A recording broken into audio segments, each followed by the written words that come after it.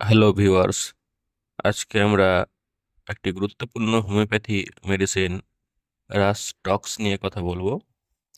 তো চলুন জেনে নিই এটি কোন কোন ক্ষেত্রে ব্যবহার করা যায়।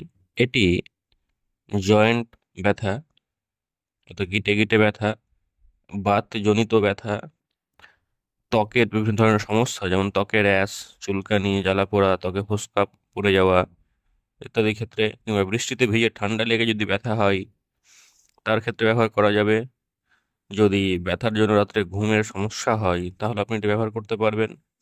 এর বিশেষ করে লক্ষণ হচ্ছে যে বিশ্রাম করলে এর ব্যথা বেড়ে যায়, কিন্তু নড়াচড়া বা কেউ টিপে দিলে বা একটু ছটফট করলে এই ব্যথাটা কমে যায়, অর্থাৎ আরাম পাওয়া যায়। তো যদি এইসব লক্ষণ থাকে তাহলে আপনি এই ওষুধটি ব্যবহার করতে পারবেন। এটা কি করে সেবন করতে হবে? সপ্তাহে 3 দিন 2 ফোঁটা করে দিনে 3 বার খাবার খাওয়ার 30 মিনিট আগে অথবা 30 মিনিট পরে এটি সেবন করতে পারবেন। যদি এই ভিডিওটি আপনার ভালো লেগে থাকে তাহলে অবশ্যই চ্যানেলটিকে লাইক, শেয়ার এবং সাবস্ক্রাইব করে সঙ্গে থাকবেন এই ধরনের ভিডিও পাওয়ার জন্য।